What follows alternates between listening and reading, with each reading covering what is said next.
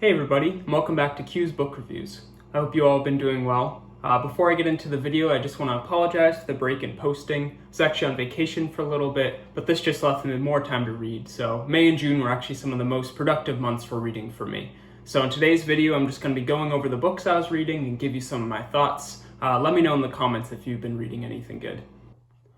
Well, not actually the first book I finished in May. I'm going to start with To Hold Up the Sky by the rather well-known sci-fi author Liu Cixin, who also wrote the beloved Three Body Problem series. This collection of short sci-fi stories is actually one of my first forays into the genre of science fiction, which is kind of surprising given my background in science. But I do really want to get into more sci-fi. I was kind of hesitant to jump into the longer series of the Three Body Problem, so after having his short stories recommended to me by a friend, I knew To Hold Up the Sky was the place to start. This is a pretty great collection with some really unique ideas and concepts. Stories such as Mirror, which take the theory of determinism to its extreme, in which a meteorologist just happens to guess the correct initial conditions to his model of the universe out of an infinite number of incorrect ones. This then allows him to view any moment in time and know nearly everything, but of course this is only part of the story and I'll leave the rest for you to find out and enjoy. Another highlight for me was Fire in the Earth, which deals with a lot of the environmental issues we face today with this exploration of coal and fossil fuels and the disastrous damage they can cause. My main critique with the book, and this is definitely just a personal issue, is that I felt some of the endings were just too convenient and unnecessarily positive. Really the impact of some of these was lessened by having these happy endings. Nevertheless, this is a really solid collection of sci-fi stories, and it leaves me excited to check out Liu Cixin's other works. If you've also been looking for a way into sci-fi, you might want to check this out.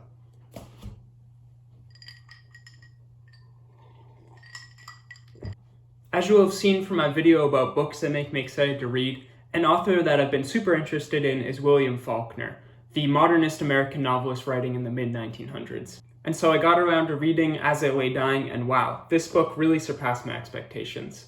I'll admit, it's probably one of the most emotionally affecting books I've ever read, period. It follows the Bundren family efforts to bury their matriarch, Addie Bundren, back in the town she grew up in. This book is packed with memorable characters and events, and the writing is truly unparalleled. Since the narrative follows the different perspectives of the characters, you're really able to see what this family is going through and how the relationships are affected. The way this book made me want to analyze it brought me right back to high school English in a good way, and there's just enough ambiguity in the writing to leave you jumping to conclusions. The length that this family will go to preserve their dignity and pride leads to truly harrowing experiences, one in particular which I'll probably never forget and left me really shaken up. I've already got a copy of The Sound and the Fury, which now I really want to read. I've heard Faulkner described as a pretty difficult author, and while I can totally understand why this is the case, and think I'll still have my work cut out for me with The Sound and the Fury, I actually kind of breezed through As I Lay Dying just because it was so great.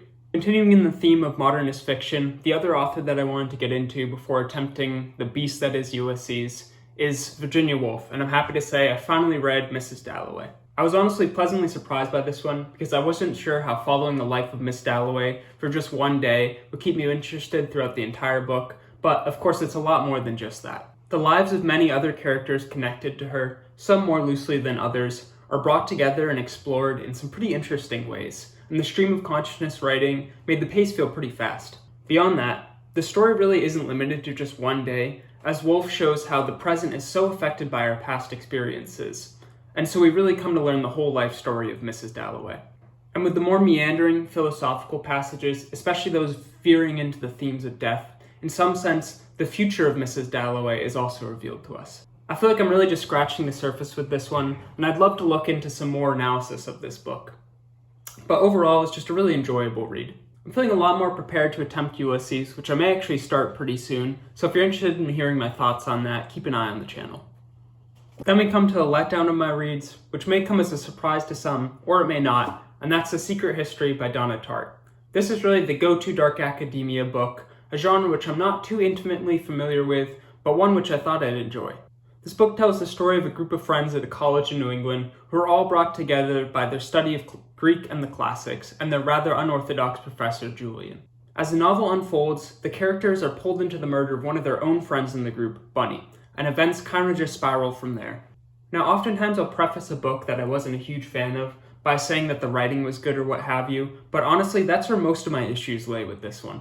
A lot of the choices for the plot just don't really seem to make sense, and had some serious issues with the pacing of this book as well. A lot of the parts are unnecessarily slow and long, and this is one of the few times where I think the book could have been probably half as long, and I think have been better for it. And then the actual writing and language used really didn't make up for this, as most of it's told pretty matter-of-factly, and Donna Tartt's occasional attempts at more flowery language just didn't land with me. For a book heralded as dark academia, there weren't even really many interested references or themes explored, something I was really hoping to be able to dig my teeth into. Now, I've also heard people say that this does a great job at critiquing the sort of elitist mindset of academia, something that sets it apart a bit from other dark academia books, but in this way it failed for me too. The critiques are all pretty surface level and even quite infrequent, and I can easily see how someone reading this would actually come away glamorizing the ideas. Now, if there's something that I'm missing, please let me know. And actually, just in general, if you've read this book, I'd love to hear what you thought about it. And finally, the whole end of the book also let me down for various reasons, especially in the writing of one of the most important characters, Henry. The whole book kind of suffers from a great man theory of character writing, and Henry's really set up as this evil mastermind who becomes almost untouchable. In particular, I feel like there were some missed opportunities with the Charles, Henry, and Camilla plotline at the end, where Donna Tartt really seemed to just go with the most obvious and easy route. The last thing I'll add is that this book has an epilogue where it goes on to tell you what ends up happening with each character, which I found super unsatisfying.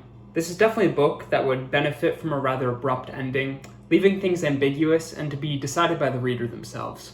But of course, this is just my 2 cents, so if you read this book and you loved it, I'd be really interested to know why. To end, I'll add that I did finally finish Gravity's Rainbow by Thomas Pynchon, but I won't really be giving a review in this video. I actually lent my copy to my brother, so I can't even really go too in depth here. I'll just say that it's a truly mind-blowing book, and I actually felt empty after having finished it. I was reading it for 6 months, so it really became a part of me, and to not be reading it anymore felt pretty weird. There's so much to this book that I really only got some of its messages, but even the ones that I did get were really incredible, and it's a book that I look forward to rereading for years to come. Maybe after a second reading I'll do a real review of it. Maybe before then I'll have collected my thoughts in a more coherent way. But if that's something you're looking for, there are already some really great reviews of it on YouTube, especially Leaf by Leafs. I actually came across nearly all of Pynchon's books in a used bookstore recently, so I'm only missing Mason and Dixon and Inherent Vice now. But of course, these are the 2 of his I'm most excited to read, so I'm still on the hunt for those. My journey with Pynchon is really just getting started, and I really can't wait to share more of my thoughts with you all. So that wraps up my reading progress for May and June, which has definitely been some of the most reading I've done for a while. Of course, as I hinted at, there's still so many books I want to read, so expect more videos from me in the near future, and make sure to subscribe so you don't miss them. Additionally, if there's any other types of videos you'd like to see from me, or if you have any book suggestions, please leave them in the comments.